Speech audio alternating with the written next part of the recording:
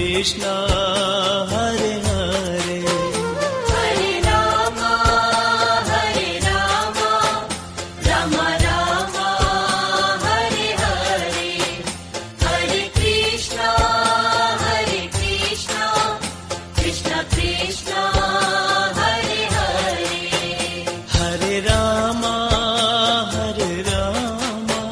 राम राम हरे हरे, हरे कृष्णा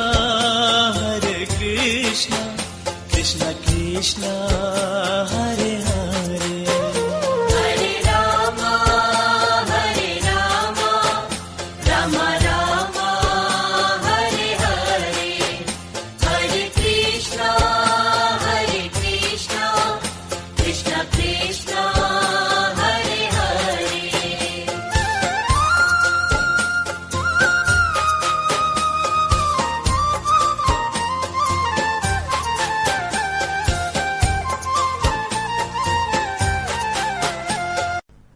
हरे कृष्ण।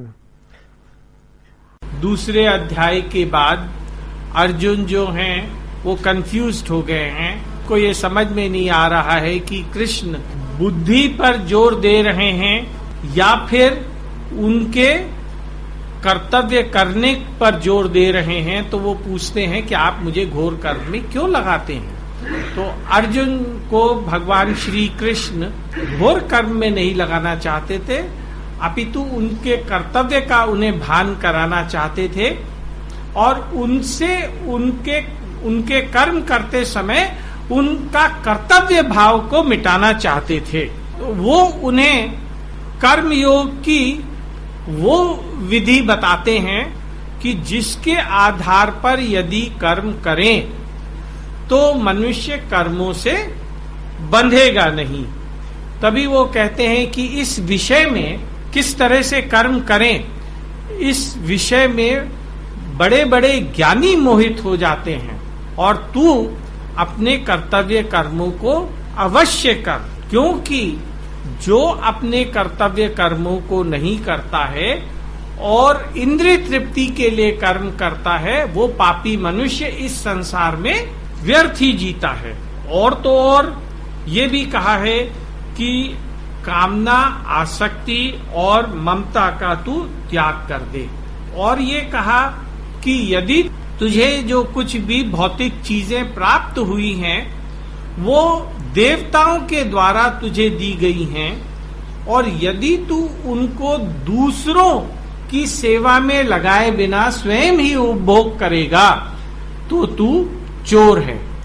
कहने का तात्पर्य ये है कि तेरे पास जो भी भौतिक चीजें हैं उनको दूसरों की सेवा में, उनका कुछ अंश दूसरों की सेवा में लगाना बहुत आवश्यक है और उनका सर्वश्रेष्ठ सदुपयोग जो है वो दूसरों को अभय दिलाने में ही है, अर्थात दूसरों को भगवान के सम्मुख करने में ही उन भौतिक चीजों का, धन संपत्ति का सर्वश्रेष्ठ उपयोग है। फिर सृष्टि चक्र क्या है वो ये बताते हैं और ये कहते हैं कि मैं जो हूं, मुझे कोई भी कर्तव्य कर्म, मेरे लिए कुछ भी कर्तव्य कर्म नहीं है, कोई भी ऐसी चीज प्राप्त होने योग्य नहीं है जो मुझे प्राप्त नहीं हुई है, परंतु उसके बाद भी मैं सदैव कर्तव्य कर्म में लगा हूं। और जिन लोगों ने मेरी इस बात का पालन किया है, राजा जनक जैसे अनेक महापुरुष हो गए हैं, वो मेरे स्वरूप को प्राप्त हो गए हैं। ठीक। और उसके बाद वो कहते हैं कि यद्यपि मैंने ही गुण और कर्म विभाग से चारों वर्णों की रचना की है, परंतु उस रचना करते हुए, उस कर्म को करते हुए मेरी उसमें जरा भी आसक्ति नहीं रहती, इसलिए वे कर्म मुझे नहीं बांधते हैं। अर्थात यदि आप भी बिना आसक्ति के कर्म करोगे तो आप भी उन कर्मों से नहीं बंधोगे। फिर वो कहते हैं कि तू विवेकवती बुद्धि से संपूर्ण कर्तव्य कर्मों को मेरे अर्पण करके कामना रहित, ममता रहित, संताप रहित होकर अपने युद्ध रूपी कर्म को कर। और यदि तू मेरी इस दोष दृष्टि से रहित मत को श्रद्धा पूर्वक सुनकर श्रद्धा रखते हुए यदि इसका तू अनुसरण करेगा तब तो तू सब बंधनों से मुक्त हो जाएगा। परंतु यदि तू इसका अनुसरण नहीं करेगा तो ये मान कि तू तेरा तो पतन हो ही गया, तेरा तो नष्ट होना निश्चित है। हमने यहां तक पिछली बार किया था। अब हम लोग आगे 34वें श्लोक से आरंभ करते हैं। 34वें श्लोक में ये कहा है, बड़ा महत्वपूर्ण श्लोक है। वैसे तो सारे ही गीता के श्लोक बड़े महत्वपूर्ण हैं। इंद्रिय के अर्थ में राग द्वेष की व्यवस्था से स्थित है। मनुष्य को दोनों के ही वश में नहीं होना चाहिए, क्योंकि ये पारमार्थिक मार्ग में विघ्न पैदा करने वाले शत्रु हैं। इंद्रियों को अपने विषयों में जब अनुकूलता की प्रतीति होती है, अनुकूलता का अनुभव होता है, तो उसे अच्छा लगता है। आवाज जब कान सुनते हैं और आवाज उसे अनुकूल, जब कानों को अनुकूल लगती है तो कानों को अच्छा लगता है। इसी तरह से जीभ जब भोजन का स्वाद लेती है और वो स्वाद यदि अनुकूल होता है तो जीभ को स्वाद अच्छा लगता है। ठीक, अनुकूल चीज में राग हो जाता है और प्रतिकूल चीज में द्वेष हो जाता है। परंतु एक बात और ध्यान में रखें कि ये जो चीजें हैं, भौतिक पदार्थ हैं, ये स्वयं अच्छी बुरी नहीं है। अच्छा बुरा किसको लग रहा है? मन को लग रहा है। अगर ये अच्छी बुरी होती तो जो चीज नरेंद्र जी को अच्छी लगती वो सबको अच्छी लगती। पर यह जरूरी नहीं है कि नरेंद्र जी को जो चीजें अच्छी लगती हों वो सभी को अच्छी लगती हों। क्या ऐसा आवश्यक है? शायद संभव भी नहीं है। कई सब्जियां ऐसी होंगी जो नरेंद्र जी को बहुत पसंद हो और आप में से कुछ लोग उसको खाते ही ना हो। कुछ लोग ठीक है खा लेंगे, उनका ये भाव हो। चीजों में स्वयं में कोई अच्छाई बुराई नहीं होती है, इसलिए मनुष्य को उसके वश में नहीं होना चाहिए। क्यों नहीं होना चाहिए? भाई, जो चीज अच्छी लग रही है वो अच्छी लग रही है, उसमें आनंद लो। और जो चीज अच्छी नहीं लग रही है क्यों उसका संग करें? छोड़ो उसको। क्यों उसके वश में नहीं होना चाहिए? क्योंकि यदि हम राग द्वेष के वशीभूत होकर कर्म करते हैं तो हमारे राग द्वेष पुष्ट होते हैं और राग द्वेष से जो हमारा स्वभाव है वो अशुद्ध हो जाता है। अतः इनके वश में नहीं होना चाहिए। और दूसरी बात जो इससे भी ज्यादा महत्वपूर्ण है वो ये है कि क्योंकि भगवान श्री कृष्ण कहते हैं कि इसके वश में नहीं होना चाहिए, तो नहीं होना चाहिए। वो जो कह दें वो अंतिम बात है, उसमें बुद्धि नहीं लगानी चाहिए। आपको समझाने के लिए स्वामी राम सुखदास जी ने तर्क तो प्रस्तुत किए हैं, परंतु अगर कृष्ण ने कुछ कह दिया तो उन तर्कों का फिर कोई विशेष औचित्य नहीं रह जाता। औचित्य तो बहुत अधिक रहता है, परंतु उससे ज्यादा विशेष नहीं रहता है भगवान के कह देने के। वो तो भगवान की बात को समझाने के लिए ही तर्क देंगे। राग द्वेष के बारे में इसको जान लें कि ये दो प्रकार से होते हैं। एक तो ये कि जिनको कि हम सुख देने वाला मानते हैं उनके प्रति तो हमारा राग हो जाएगा, चाहे वो पदार्थ हो अथवा व्यक्ति हो। और जिनको दुख देने वाला मानते हैं उनके प्रति क्या हो जाएगा? द्वेष हो जाएगा। तो राग द्वेष का कारण हमारा मन है। मन को अच्छा बुरा लगता है, इस मन के अलावा दूसरा कोई कारण है ही नहीं राग द्वेष का। दूसरी बात यह है कि अगर मन में ये राग द्वेष पैदा भी हो जाए तो इनके वशीभूत होकर कर्म ना करें, क्योंकि यदि इनके वशीभूत होकर हमने कर्म किए तो हमारे ये राग द्वेष रूपी दोष और अधिक दृढ़ हो जाएंगे। यदि इनके पैदा हो जाने पर हम उनके वशीभूत ना होकर कर्म करते हैं तो हमारे अंदर एक नया उत्साह होगा। उदाहरण के लिए किसी ने हमें कोई कड़वी बात कह दी, कोई गाली दे दी, और क्रोध की जगह हमारे अंदर ये प्रसन्नता ही रही कि तेरी मर्जी, तूने ये अपमान भरी परिस्थिति भेजी, तू जो देता है वो तो तेरा प्रसाद है। उदाहरण के लिए गदाधर भट्ट जी एक भगवान के बड़े रसिक भक्त हुए हैं, वो कथा कर रहे थे। उसी समय एक स्त्री ने हाथ उठाकर पंडाल से, बहुत वृंदावन में कथा कर रहे थे, बड़े रसिक भक्त वहां पे मौजूद थे, तो सबके बीच में वो स्त्री हाथ उठा के कहती है, पहले आप मेरे प्रश्न का उत्तर दें। उन्होंने कहा, बताइए क्या प्रश्न है आपका?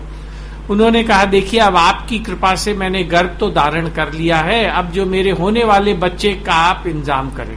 पंडाल में सन्नाटा छा गया। कुछ लोगों के मन में ये भी भाव आया कि पंडित लोग तो ऐसे ही होते हैं, जो साधु लोग होते हैं उनका तो यही होता है, पाखंडी होते हैं, कहते कुछ हैं करते कुछ हैं। तो उन्होंने, गदाधर भट्ट जी ने कहा कि चलो भगवान, तू अभी तक मान भरी परिस्थिति भेज रहा था, अब तूने अपमान की परिस्थिति भेजी, तेरी मर्जी। खैर उन्होंने अपने शिष्यों से ये कहा कि भाई इनके पुत्र की व्यवस्था कर दी जाए। इधर वहां पे शेरगढ़ के राजा भी पंडाल में बैठे हुए उनकी कथा सुन रहे थे। तो वो जो स्त्री थी, जब उसको ये कह दिया गया तो स्त्री बाहर जाने लगी। उसको कथा सुनने से कोई विशेष, वैसे भी उसने कह दिया था मेरे को कोई मतलब है नहीं, तो जाने लगी। और शेरगढ़ के राजा जो है उसके पीछे पीछे हो लिए। तो वो नदी में स्नान करने के लिए जा रही थी, उन्होंने उसको रोक लिया बीच में ही और म्यान से तलवार निकाली और कहा, देख अब ये तलवार या तो तेरी गर्दन काट के तब म्यान में घुसेगी, नहीं तो तू मुझे सच सच बता दे कि तू उनको कैसे जानती है और तूने ये क्यों कहा। कैसे जानती है बता। उनका, मैं कहां से जानती है, उनको मेरा जानने का काम थोड़ी है, मैं नहीं जानती उनको, तो फिर तूने ऐसा कहा क्यों। वो तो मैंने इसलिए कहा क्योंकि शेरगढ़ की जो महारानी है उन्होंने मुझे 20 स्वर्ण मुद्राएं दी और वो ऐसा सोचती हैं कि उनका पति जो है वो उनके पीछे पागल है। अगर सबके बीच में मैं ऐसा कह दूंगी तो मेरा पति उनका साथ छोड़ देगा और तब वो आके घर जो परिवार के तरफ ध्यान देने लगेगा। अब मेरे लिए 20 स्वर्ण मुद्राएं का क्या मतलब होता है वो आप समझ ही सकते हैं। उन्होंने उसको अभयदान इस शर्त पे दिया कि तुझे पंडाल में चल के ये बात सबको कहनी पड़ेगी। तो आई, उन्होंने अपना परिचय दे दिया था कि जिसके कारण वो जो उन्होंने कहा था वो मैं ही हूं। आके फिर उसने सबके बीच में जो सत्यता थी वो बता दी। अब सब लोग जो है, सब लोगों को बड़ा संतोष हुआ, जो शंका प्रवृत्ति वाले भी लोग थे। इसके बाद वो फिर से जाने लगी। अब इन्होंने म्यान में अभी तक तलवार रखी नहीं थी, उस तलवार को म्यान में डाले बिना ये फिर से उसके पीछे जाने लगे। तो गदाधर जी ने रोक के कहा, कहाँ जा रहे हो, किससे पूछ के जा रहे हो। तो उन्होंने कहा कि महाराज अब उस स्त्री को जीने का कोई हक नहीं है जिसने कि आपके बारे में इस तरह की अपमान भरी बातें कहलवाई। तो उन्होंने कहा गलती तेरी है और दोष दूसरे को दे रहा है। तो उनका, महाराज मेरी गलती कैसे हुई, मैंने थोड़ी जाके उससे कहा था, अपनी पत्नी से कहा था कि वो ऐसा कहे। तो उन्होंने कहा तो तू उसे सत्संग में लाता क्यों नहीं है, तू अकेला ही तो आता है सत्संग में, उसको भी लाया कर। तो वो इस तरह की बातें नहीं करती। खैर वो तो आगे की बात हो गई, पर पहले की बात जो ये है, अगर कड़वी बात कह दी और मन में जो है प्रसन्नता ही रही तो भीतर से एक मतलब आपके भीतर एक प्रसन्नता होगी। परंतु स्वामी जी सावधान करते हैं कि आप उस प्रसन्नता में आपने कड़वी बात प्रतिकार के रूप में नहीं कही, इसमें अपना बल ना माने, केवल कृष्ण की कृपा ही माने। यदि आपने इसमें अपना बल मान लिया तो आपने अभिमान पैदा हो जाएगा और अभिमान से आपका पतन निश्चित है। बिल्कुल ठीक। 35वें श्लोक में फिर श्री कृष्ण कहते हैं अच्छी तरह से आचरण में लाए हुए दूसरे के धर्म से गुणों में कमी वाला अपना धर्म श्रेष्ठ है। अपने धर्म में मरना भी कल्याणकारक है और दूसरे का धर्म बड़ा भय देने वाला है। अपना धर्म, स्वधर्म, उसका निर्धारण मनुष्य के वर्ण आश्रम के अनुसार होता है। वर्ण 4 वर्ण होते हैं, आश्रम 4 आश्रम होते हैं। कौन से 4 आश्रम होते हैं? हाँ, ब्रह्मचर्य, गृहस्थ, वानप्रस्थ और सन्यास। बिल्कुल। तो 4, इसके आधार पर उसके धर्म का निर्धारण होता है। अगर दूसरे का धर्म गुण संपन्न हो, करने में सुगम हो और उसका पालन करने में आपका मन भी अधिक लगता हो, उससे धन वैभव भी मिलता हो, तो भी यदि आप उसका पालन करेंगे तो परिणाम में वो बहुत ही भय देने वाला होगा। आपका जो अपना धर्म है उसका आपको निष्काम भाव से पालन करना चाहिए। यही आपके लिए कल्याणकारी है, यही आपके लिए कल्याणकारी है। अपने धर्म का पालन करना ही कल्याणकारी है। ऐसा क्यों माने? वही उत्तर, क्योंकि ये श्री कृष्ण की वाणी है। श्री कृष्ण ऐसा कहते हैं कि अपना धर्म नहीं, ये तो एक बड़ी सीधी सी बात कह रहे हैं भगवान, अपने धर्म का ही पालन करना चाहिए। उदाहरण के लिए एक दूसरा उदाहरण देता हूं। अगर कोई नौकरी कर रहा है तो वो जिस भी नौकरी में लगा है उस नौकरी को प्रीतिपूर्वक करे, एक मन से करे। वो अगर मान लीजिए कि किसी सरकारी दफ्तर में वो नौकरी कर रहा है तो उसको ये नहीं सोचना चाहिए कि इस नौकरी में मुझे पैसे ही कितने मिलते हैं, मुश्किल से 20,000 तो पैसे मिलते हैं। अगर मैं रियल एस्टेट का काम करूं, प्रॉपर्टी का काम करूं, तो अगर एक ही घर में बिकवा देता हूं तो 50,000 मुझे मिल जाएंगे। वो उसका प्रॉपर्टी का काम उसका परधर्म हुआ, नौकरी उसका स्वधर्म है। तो अगर आपका जो स्वधर्म है वो दूसरों के धर्म से अगर उतना ज्यादा गुण संपन्न भी नहीं है, धन भी ज्यादा देता है, वैभव भी आपको ज्यादा देता है, फिर भी आपको अपने धर्म का ही पालन करना चाहिए। समझ में आया? ये बिल्कुल नहीं है, बिल्कुल कर। तो इसमें ये कहा है 4 वर्ण। और आगे भागवतम, जो आपका प्रश्न है कि क्या धर्म का अर्थ जो है हिंदू, मुस्लिम, सिख, ईसाई से लें, बिल्कुल भी नहीं। क्योंकि जो ये जो वर्ण का और वर्ण का जो उन्होंने विभाग किया है, ये 2 आधार पे किया है, गुण के आधार पर और कर्मों के आधार पर, जन्मों के आधार पर नहीं किया है। किसके कैसे गुण हैं, किन गुणों में उसकी स्वाभाविक रुचि है, किस तरह के कर्म हैं, उसके आधार पे किया है। और आगे चल के भगवत गीता में आप ये देखेंगे भी कि 4 वर्णों के जो कर्म हैं उन्होंने अलग बताए हैं। उसमें हिंदू, मुस्लिम, सिख, ईसाई इनका कोई लेना देना नहीं है। ये वर्ण हुए ब्राह्मण, क्षत्रिय, वैश्य, शूद्र, और 4 आश्रम हम लोग पहले ही देख चुके हैं। वही चीज कि बिजनेस क्लास में भी आप जो सेवा कर रहे हैं, जो भी व्यापार कर रहे हैं, उसके अलावा दूसरी तरफ ध्यान मत दें।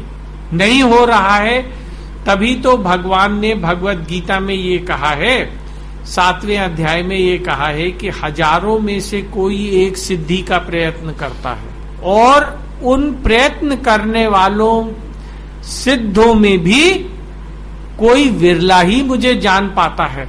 तो अगर 1000 में से भी कोई एक प्रयत्न करे तो मतलब 0.1% लोग जो है ऐसा करेंगे। आप बड़े भाग्यशाली हैं जो उनसे हटके हैं, जो भगवान की वाणी के सम्मुख होना चाहते हैं। बस अब आपको उसके सम्मुख हो जाना है, उनकी बात मानने का संकल्प कर लेना है। ठीक है ना? आत्मा को आश्रमों को क्या आयु के आधार पर भी बांटा गया है? नहीं, आश्रमों को आयु के आधार पर नहीं बांटा गया है, लेकिन इस तरह से जरूर कहा है कि ब्रह्मचर्य की अवस्था जो है मनुष्य की शादी से गृहस्थ में आने से पहले की है, और उसके बाद जो गृहस्थ की अवस्था में प्रायः 50 वर्ष तक रहता है। 50 वर्ष में उसे वानप्रस्थ आश्रम में चले जाना चाहिए, और उसके बाद जब वो संसार से आसक्ति पूरी तरह से हटा लेता है, उससे कर्ता भाव हटा लेता है, तब उसे संन्यास ग्रहण करना चाहिए। कईयों ने संन्यास, ये इसको 100 वर्ष की जो कलयुग में आयु बताई है उसके 4 विभाग भी किए हैं। तो 75 वर्ष की आयु के बाद संन्यास कहा है, पर गीता में इस तरह से नहीं कहा है। भागवतम में भी इस तरह का विभाग नहीं करा है। और तो और कलयुग में वैसे भी संन्यास लेने को उचित चीज नहीं कहा है, और संन्यास लेने को कभी भी उचित नहीं कहा है अगर संन्यास लेने से पहले मनुष्य ने कर्मों में अपना कर्ता भाव नहीं छोड़ा है, संसार से आसक्ति पूरी तरह से नहीं हटाई है। हम लोग सब भगवान के अंश हैं, इसलिए जो हमारा वास्तविक धर्म है वो भगवान से प्रेमा भक्ति प्राप्त करना है। गीता को भी हमें इसीलिए समझना है कि हमें भगवान से प्रेम हो जाए।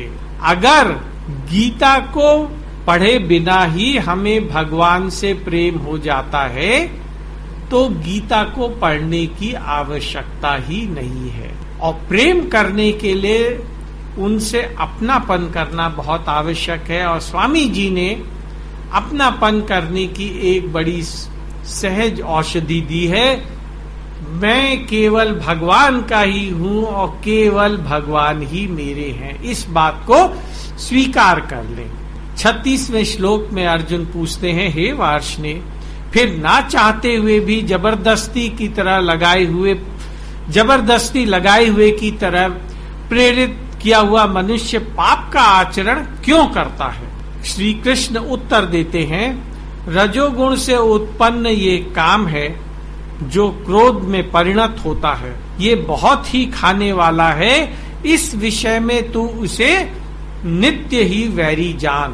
तो कामना जो है, कामना को बता रहे हैं ये बहुत खाने वाला है, आपका पतन करने वाला है।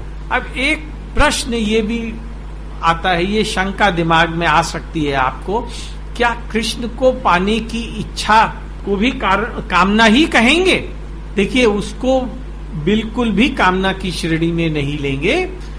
कामना नाशवान चीजों की होती है, नाशवान चीजों की इच्छा को कामना कहते हैं, जो कि कभी पूरी ही नहीं होती, सदैव बढ़ती रहती है। परंतु जो कृष्ण प्राप्ति की इच्छा है, उनकी प्राप्ति हो जाने पर पूरी हो जाती है। कामना सभी पापों संतापों की जड़ है। इस विषय में कबीर दास जी की एक कथा है, बड़ी सुंदर सी कथा है। वो अपनी माता के साथ जा रहे थे, तो रास्ते में उन्हें सोने की मोहरों की 2 थैलियां दिखी। उनकी माता को उन्होंने सचेत किया, इसको मत उठा। उन्होंने कहा, क्यों? ये तो रास्ते में पड़ी हुई मिली है। उन्होंने कहा, इसको उठाना मत, बस तू इसकी तरफ से ध्यान हटा ले। उन्होंने कहा, तू ऐसा क्यों कह रहा है? तो आओ इस पेड़ के पीछे आ जाओ। तो वो उस एक पेड़ के पीछे छुप गए। तभी वहां से 4 सिपाही निकले।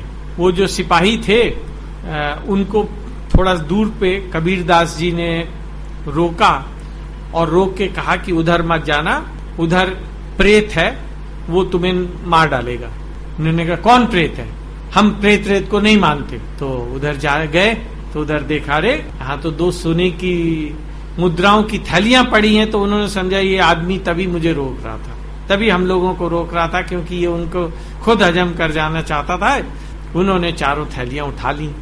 थैली उठा के अब वो फिर उन्होंने सोचा कि चलो चलते हैं, अब इस मौज उड़ाएंगे। तो वो लेके जाने लगे। चलते चलते उनको रास्ते में एक गांव मिला।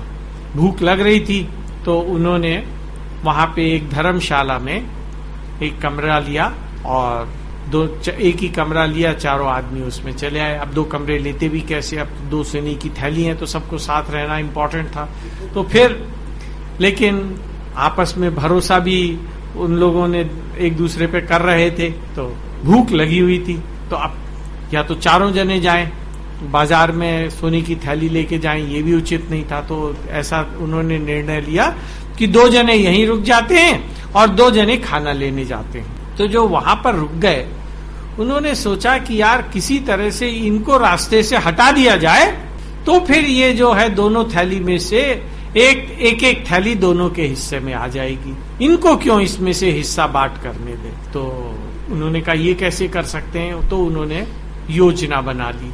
इधर वो दोनों जो खाना लेने गए, उनके दिमाग में भी यही बात आई कि इन लोगों को अगर रास्ते से हटा लें तो फिर ये सारी की सारी चीजें हम लोगों की हो जाएंगी।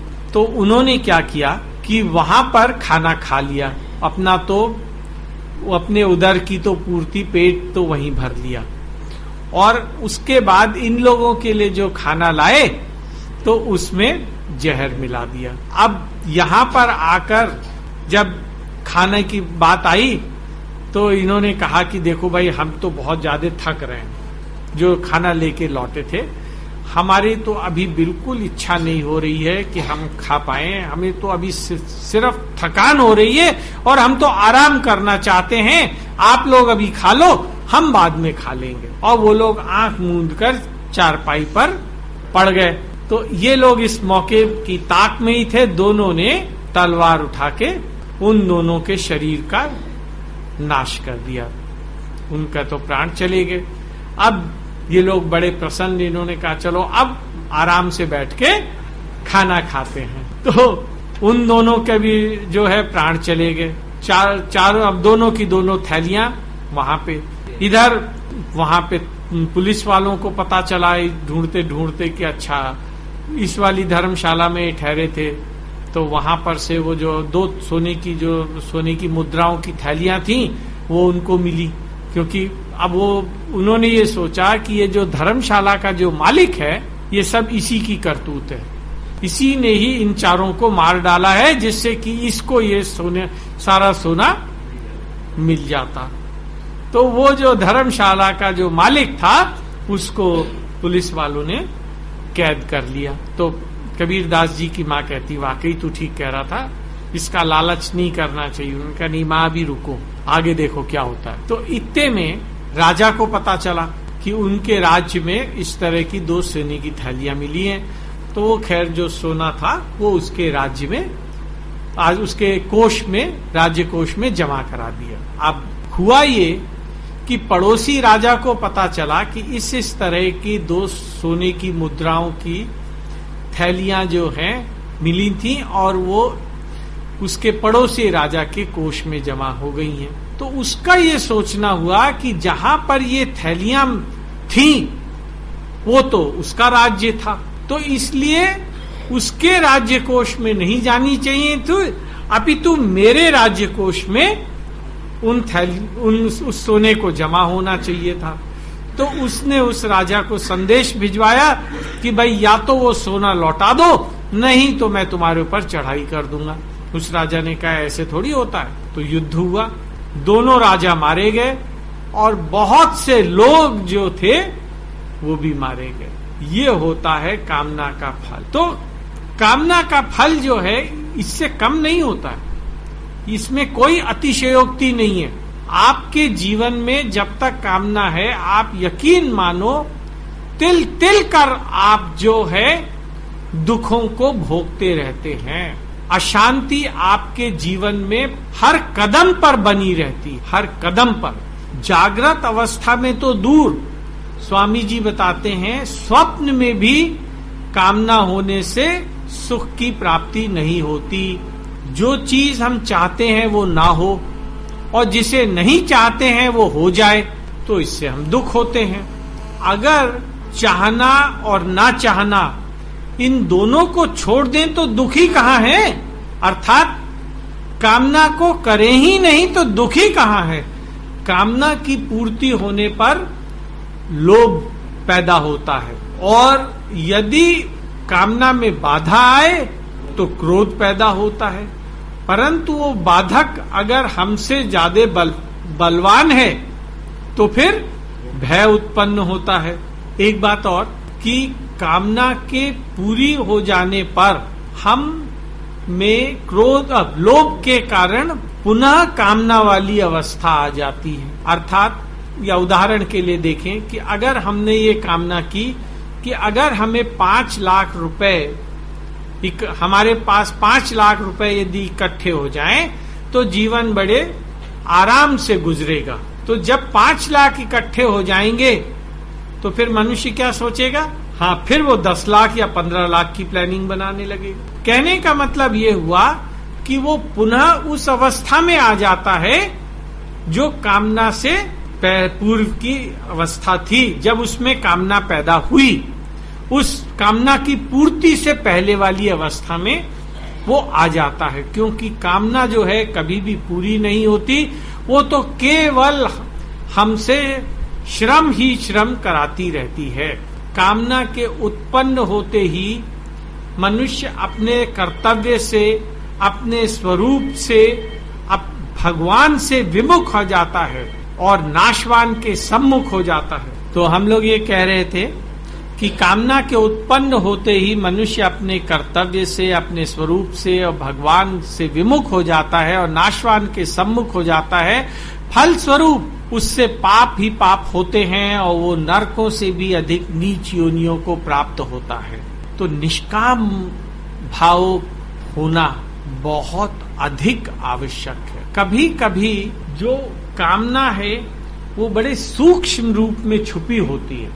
अब 38वें श्लोक में फिर श्री कृष्ण कामना के बारे में बताते हुए कहते हैं, जैसे धुएं से अग्नि और मैल से दर्पण ढका रहता है और जेर से गर्भ ढका रहता है, ऐसे ही कामना से मनुष्यों का कामना से ज्ञान ढका हुआ है। जैसे धुएं से अग्नि और मैल से दर्पण ढका जाता है और जेर से गर्भ ढका रहता है, ऐसे ही कामना से ये ज्ञान ढका हुआ है। व्याख्या करते हुए स्वामी जी कहते हैं, मनुष्य योनि में हमारे पास विवेक विशेष रूप से है, किंतु जड़ की कामना रहने से, जड़ की कामना करने से वो विवेक प्रकट नहीं होता है, विवेक काम नहीं कर पाता है। परंतु धुएं के ढके रहने से, धुएं के ढके रहने पर भी अग्नि काम कर लेती है। ऐसे ही यदि हम सावधान हो जाएं तो कामना के रहते हुए भी हम विवेक से काम कर सकते हैं। तो ऐसे ही यदि हम सावधान हो जाएं तो हमारा विवेक काम कर सकता है। भागवतम में ये कहा है कि कामना वालों के लिए कर्मयोग ही विशेष साधन है, पर अगले ही श्लोक में वो भगवान की महिमा का वर्णन करते हुए कहते हैं, श्री कृष्ण कहते हैं उद्धव जी से कि यदि किसी की भगवान की महिमा में अथवा कीर्तन में श्रद्धा हो जाए तो उसे भगवान की प्रेमा भक्ति से ही अपने कल्याण का मार्ग ढूंढना चाहिए। और स्वामी जी कहते हैं कि मनुष्य को किसी भी परिस्थिति में निराश नहीं होना चाहिए, क्योंकि जो कामना वाला है वही तो निष्काम होगा। 39वें श्लोक में श्री कृष्ण कहते हैं, अग्नि के समान कभी तृप्त न होने वाले इन विवेकियों, अग्नि के समान कभी तृप्त न होने वाले विवेकियों के इस कामना रूप वैरी ने विवेक को ढका हुआ है। तो जैसे अगर अग्नि में हम घी डालते हैं तो अग्नि और बढ़ती है, ऐसे ही कामना वाला व्यक्ति यदि भोगों में आसक्त होगा तो उसकी कामना और अधिक बढ़ेगी। और अभी क्योंकि हम लोगों में कामना है, इसलिए उचित यही होगा कि हम भोगों से दूर हों। ठीक, संसार की चीजों में आनंद लेना तो बंद ही कर दे। समस्त पापों और दुखों का कारण कामना ही है। यदि हम दुखों से बचना चाहते हैं तो कामना को तो छोड़ना ही पड़ेगा। मनुष्य जो है दुखों से तो बचना चाहता है, परंतु कामना को छोड़ना नहीं चाहता। और जब तक उसमें कामना है तो विवेक उसका ढका हुआ है, और जब तक विवेक ढका हुआ है तब तक उसे सही गलत का पता नहीं रहेगा, अर्थात वो मोह में होगा। और मोह में रहने वाला व्यक्ति तो उल्टी बातें ही समझेगा। 40वें श्लोक में कहा है, मन, बुद्धि और इंद्रियां इसके वासस्थान कहे गए हैं। ये उनके द्वारा, अर्थात मन, बुद्धि, इंद्रियों के द्वारा ज्ञान को ढककर देहाभिमानी मनुष्यों को मोहित करता है। तो जब तक हमारी इंद्रियां वश में नहीं है तब तक हमारी दृष्टि श्री कृष्ण की ओर जाएगी ही नहीं, और श्री कृष्ण की अनुभूति हुए बिना कामना को सर्वथा वश में कर ही नहीं सकते। हम लोग ने देखा था कि रस की निवृत्ति कब होती है? जब परमात्म तत्व की अनुभूति हो जाती है। ठीक है ना? 41वें श्लोक में श्री कृष्ण कहते हैं, इसलिए हे भरतवंशियों में श्रेष्ठ अर्जुन, सबसे पहले तू अपनी इंद्रियों को वश में करके ज्ञान विज्ञान का नाश करने वाले इस पापी काम को अवश्य ही बलपूर्वक मार डाल। इसकी व्याख्या के संदर्भ में यह है कि जब तक मनुष्य की इंद्रियां वश में नहीं होती तब तक उसकी दृष्टि कृष्ण की ओर जाती ही नहीं। कृष्ण की अनुभूति हुए बिना कामना सर्वथा वश में हो ही नहीं सकती। अंतिम श्लोक में श्री कृष्ण कहते हैं, इंद्रियां स्थूल शरीर से पर हैं और इंद्रियों से पर मन है, मन से पर बुद्धि है और बुद्धि से पर वो काम है। इस तरह बुद्धि से इसे जानकर अपने आप से अपने आप को वश में करके हे महाबाहो, तू उस दुर्जय शत्रु को मार डाल। यहाँ पर कहा है इंद्रियां स्थूल शरीर से पर है और इंद्रियों से पर मन है, मन से पर बुद्धि है और बुद्धि से पर काम है। क्यों ऐसा कहा? देखिए, इंद्रियों को विषयों का ज्ञान होता है, परंतु विषयों को इंद्रियों का ज्ञान नहीं होता है।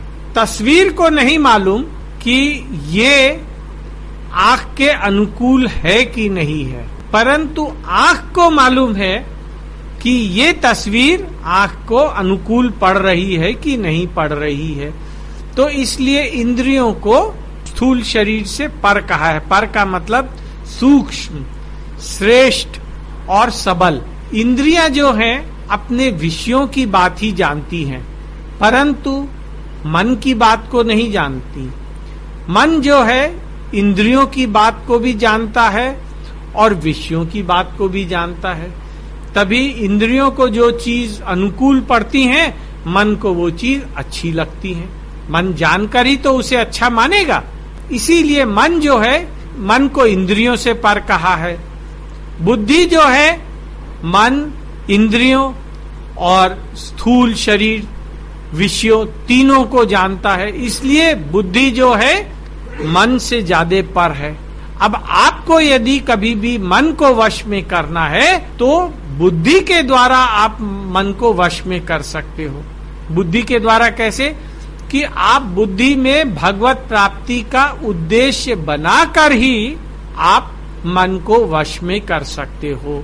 मन को यदि आपको भगवान में लगाना है तो उसके पहले आपको अपनी बुद्धि में भगवत प्राप्ति का उद्देश्य बनाना पड़ेगा और उस उद्देश्य को दृढ़ करना पड़ेगा। इतना दृढ़ करना पड़ेगा कि अहंता से उसकी स्वीकृति हो जाए। स्वप्नावस्था में भी, जहां सोते से भी आपको कोई उठा दे और आपसे पूछे कि आपका उद्देश्य क्या है, आप खट से बता दो, भगवान की भक्ति प्राप्त करना, भगवान की निरंतर सेवा में लगे रहना, भगवत प्राप्ति कराना या शाश्वत आनंद की प्राप्ति करा लेना। इतना दृढ़ करना है, तब आपका जो मन है आपके वश में हो सकता है। बुद्धि ये भी जानती है कि मन शांत है अथवा बेचैन है। ठीक, बुद्धि से पर अहम है। तभी हम ये बात हुई कि अहमता में स्वीकृति हो जाए। ठीक, अहम ही करता है। भौतिक इच्छाओं को मिटाने के लिए भगवत प्राप्ति की लालसा बहुत अधिक उपयोगी है। यदि ये भगवत प्राप्ति की लालसा तीव्र हो जाएगी तो भौतिक इच्छाएं स्वतः मिट जाएंगी और भौतिक इच्छाओं के मिटने पर स्वतः प्राप्त कृष्ण का अनुभव हो जाएगा। संसार से संबंध रखकर हम कामना का नाश नहीं कर सकते। बड़े से बड़े विद्वान भी जो हैं उनके विवेक को काम ढक देते हैं, तभी इसको दुर्जय शत्रु कहा है। कामनाओं का त्याग करने में सभी स्वतंत्र हैं, समर्थ हैं, परंतु इसकी पूर्ति करने में कोई भी समर्थ नहीं है। भगवत प्राप्ति करने में सब लोग स्वतंत्र हैं, योग्य हैं और समर्थ हैं। मानव जन्म हमें भगवत प्राप्ति के लिए ही मिला है, परंतु इस बात को भी ध्यान रख लें कि कामना का त्याग करना कठिन नहीं है, उसकी पूर्ति करना असंभव अवश्य है। कामना का त्याग कठिन नहीं है, उसकी पूर्ति अवश्य ही असंभव है। जब तक हम भोगों को महत्व दे रहे हैं तब तक कामना का त्याग हो नहीं सकता। अब तीसरे अध्याय का सार देख लेते हैं। ये तो हमने देख ही लिया कि शुरू में अर्जुन प्रश्न करते हैं कि आप मुझे घोर कर्म में क्यों लगाते हैं यदि आप बुद्धि को श्रेष्ठ समझते हैं। तो श्री कृष्ण चौथे श्लोक में कहते हैं कि भाई कर्म तो तुझे करना ही पड़ेगा, कर्म करना तो आवश्यक है, क्योंकि हर पल मनुष्य को कर्म तो करना ही पड़ता है। अगर वो विवेक पूर्वक कर्म करेगा तो उसका कल्याण हो जाएगा, अन्यथा वही कर्म बंधनकारी हो जाएगा। चिंतन करना भी कर्म है, ऐसा कहा है ना यहाँ पर। करण और समस्त उपकरणों के स्वामी श्री कृष्ण हैं, इसलिए उन करणों और उपकरणों को यदि संसार की अथवा श्री कृष्ण की सेवा में हम लगा दें तो हमें निष्कामता की प्राप्ति हो जाएगी, कर्म बंधन से हम छूट जाएंगे और मुक्ति की प्राप्ति हो जाएगी। अगर उन्हें श्री कृष्ण की सेवा में लगा दिया तो उनकी भक्ति की भी प्राप्ति हो जाएगी, उनकी स्वयं की प्राप्ति हो जाएगी। कर्म योग में हम कर्म दूसरों की सेवा के लिए करते हैं और योग हमारे अपने लिए होता है। फिर ये कहा है कि मनुष्य के कर्तव्य उसके वर्ण आश्रम धर्म के अनुसार निर्धारित होते हैं और ये चारों वर्णों की रचना भगवान ने स्वयं की है। अगर वो दूसरों के लिए कर्म करता है तो फिर उसकी आसक्ति का नाश हो जाता है और वे कर्म यज्ञार्थ माने जाते हैं। मनुष्य के जो स्वधर्म हैं उनका पालन करने को कर्तव्य कर्म कहा जाता है, परंतु जो उसके परधर्म हैं वो यदि गुणकारी भी हैं, धन और वैभव देने वाले भी हैं, तो भी वो अन्यत्र कर्म कहलाते हैं और बड़ा भय देने वाले हैं। अब इसके बाद अर्जुन का प्रश्न होता है कि तो फिर मनुष्य ना चाहकर भी पाप कर्मों में क्यों प्रवृत्त होता है? तो श्री कृष्ण कहते हैं नाशवान की चाह से, शरीर नाशवान को महत्व देकर, शरीरों को महत्व देकर, उनमें आकर्षण रखकर जो उसमें राग पैदा कर लेता है उसी से उसकी कामना उत्पन्न होती है और यही कामना के उत्पन्न होने का मुख्य कारण है। ये जो कामना है वो बड़े भय देने वाली है, ये ज्ञान को ढककर विवेक को नष्ट कर देती है। इसलिए तू इस कामना रूपी शत्रु को अपनी इंद्रियों को वश में करके बुद्धि से इसे जानकर अपने आप से अपने आप को वश में करके मार डाल। इसको मार डालना बड़ा ही आवश्यक। अब आपके मन में इस तीसरे अध्याय पर कोई प्रश्न आते हो, आपका प्रश्न है कि अगर पत्नी विरुद्ध हो जाती है, पत्नी का आचरण आपके विरुद्ध हो जाता है या पति का आचरण पत्नी के विरुद्ध हो जाता है, तो पत्नी को क्या करना चाहिए अथवा पति को क्या करना चाहिए?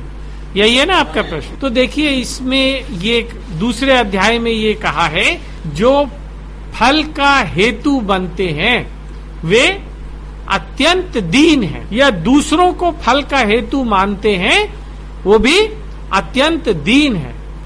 तो आपके विरुद्ध जो आचरण हो रहा है उसमें यदि आप पत्नी को कारण मानते हैं तो आपकी अवस्था कैसी है? बहुत ही दीन की है, ज्ञानी की नहीं है, विवेकी पुरुष की नहीं है, अत्यंत दीनता की अवस्था है, अज्ञानता से भरी अवस्था है। क्यों? क्योंकि फल में आपका अधिकार ही नहीं है, इसलिए। और फल देने वाला कौन है? भगवान है। तो भगवान आगे आप देखेंगे 5वें अध्याय में वो कहेंगे, मैं सबसे बहुत ज्यादा प्यार करता हूं। तो भगवान आपसे बहुत ज्यादा प्यार करते हैं और आपको वो अवस्था देते हैं। मान लीजिए एक माता है, माता अपने छोटे बच्चे से प्यार करती है ना। अब माँ जो होगी अपने छोटे बच्चे को जो भी अवस्था देगी, क्या वो अवस्था उस बच्चे के हित में होगी? निश्चित रूप से। और उसमें माँ का प्यार भी छुपा होगा।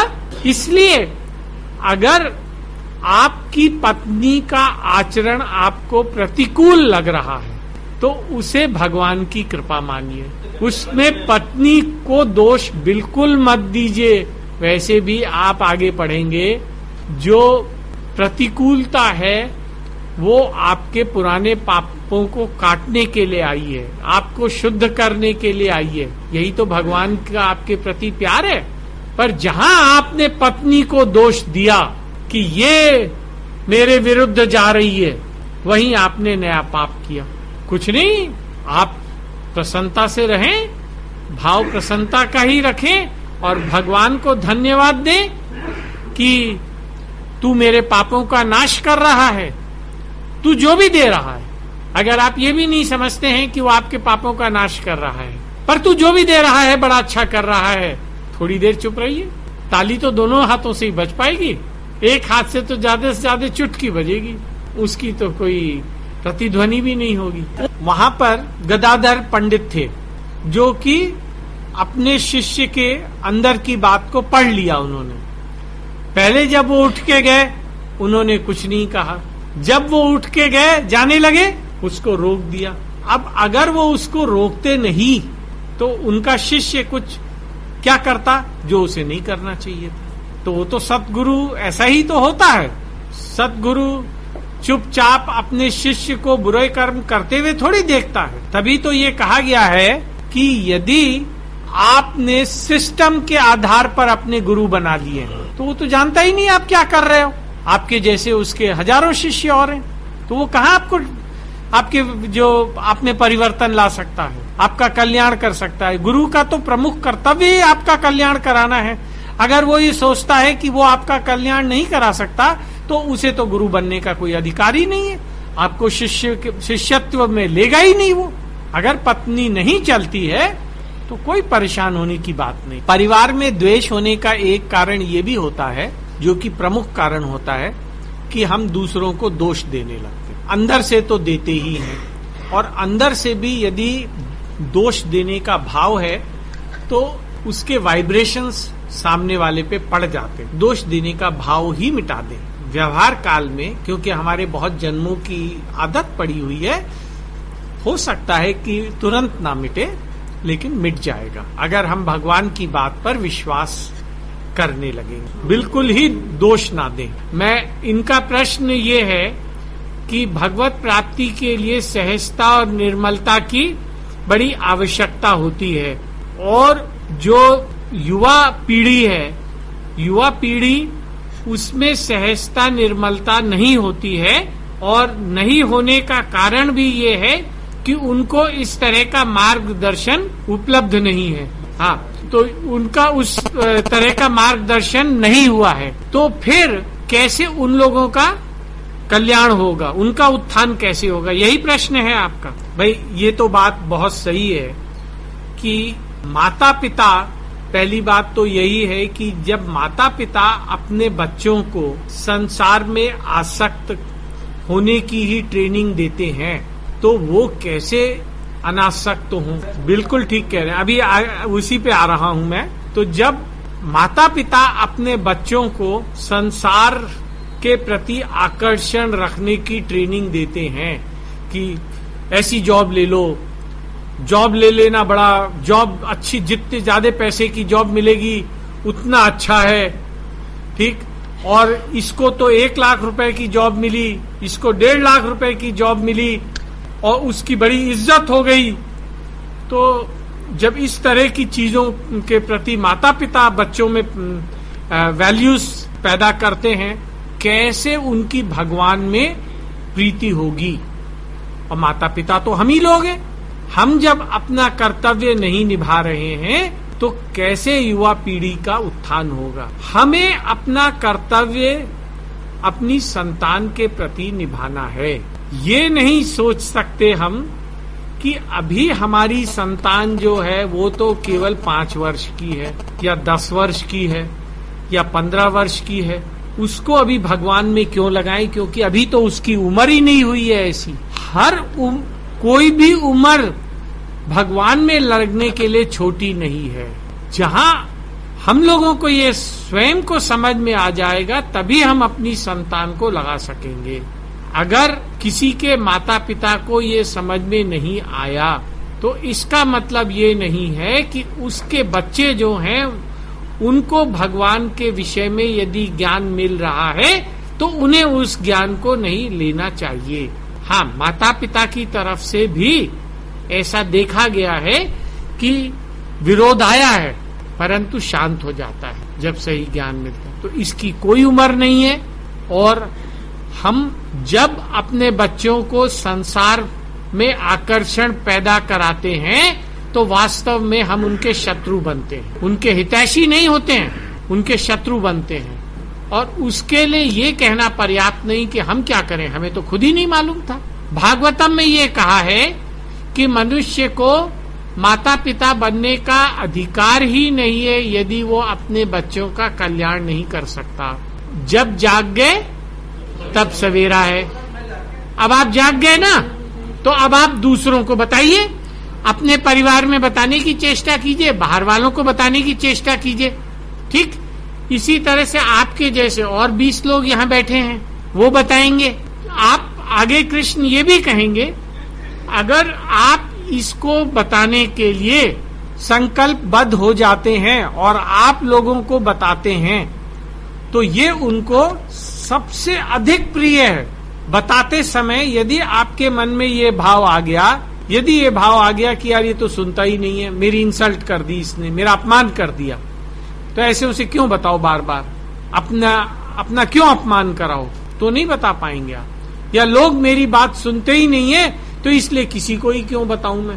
आप जब 18वां अध्याय पूरा करेंगे तो आपको विशेष रूप से प्रेरित किया जाएगा कि कृष्ण को प्रसन्न करें, विशेष रूप से प्रेरित किया जाएगा कि आप, क्योंकि इस चीज में कृष्ण को सर्वाधिक प्रसन्नता मिलती है, आप दूसरों को बताओ। अब जो चीज आपके कब्जे में नहीं है, जो आपके वश में नहीं, पहले क्या हो गया कि आप उसको बदल सकते हो? नहीं बदल सकते हो ना। बताइए, आप 25 साल के जब थे, उस 25 साल के पुनः तो नहीं हो सकते ना। आप तो आने वाले 25 साल के कुछ लोगों को सुधारने की चेष्टा कर सकते हो। सुधरेंगे कि नहीं सुधरेंगे, भगवान में लगेंगे कि नहीं, ये आपके हाथ में नहीं है।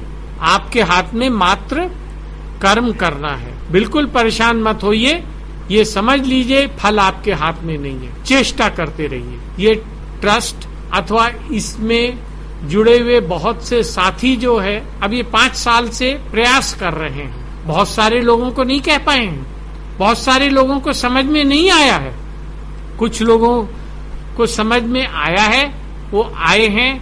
आप जैसे लोग और भगवान की बात के सम्मुख होने का वो प्रयास कर रहे हैं। अब आप भी इसके सदस्य बन गए हैं। कैसे भूल सकते हैं जॉब, पढ़ाई में? पढ़ाई तो जब करते हैं तो आप ही के साथ रहते हैं, तो बाहर गए, अगर आपने जब तक उनको साथ रखा तब तक उनको याद दिलाते रहे भगवान की बातों के सम्मुख होना सबसे ज्यादा आवश्यक है, तो जब बाहर जाएंगे तो भी उनको याद रहेगा। अगर कुछ भूल गए तो भूल भी गए, फल तो आपके हाथ में है नहीं। जो आपके हाथ में है उतना तक करते रहिए और उसी में प्रसन्न रहिए। बड़ी अच्छी शंकाएं आ रही हैं, ये वास्तविक व्यवहारिक शंकाएं हैं। जब भी गीता पढ़ो बच्चों को बैठा कर पढ़ो। हाँ, अगर छोटे बच्चे बैठते हैं तो उनको भी, उनके मन में भी ऐसा आएगा। अगर वो बैठ सकते हैं तो जरूर बैठाइए, कोशिश तो कीजिए, माहौल तो वैसा पैदा करने की जरूर कोशिश कीजिए घर में। पर अगर कोई आपकी बात नहीं मानते हैं तो परेशान मत होइए। हाँ, अब इनका प्रश्न ये है कि ये क्या करें अगर इनके बच्चे जो बड़े होकर बाहर चले गए और वो भगवान की बातें भूल गए, अब ये क्या करें? इनका प्रश्न ये है कि ये क्या करें। वो इनको अपने बच्चों का वो ये तो खुद संग अपना करने के लिए तैयार है।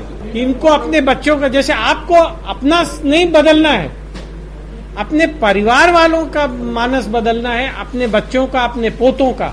आपके अगर पोते हैं, मुझे नहीं मालूम, है ना?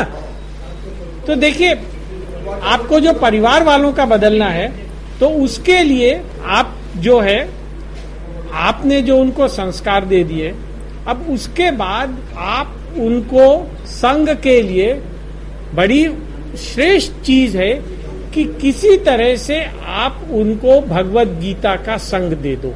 उससे श्रेष्ठ संग उन लोगों के लिए, उनको देखो कि आप वो अभी जो है बड़े हो गए हैं, नौकरी में चले गए, पढ़ाई कर रहे हैं, तो जरूरी नहीं है कि वो उस तरह का सत्संग में लगेंगे।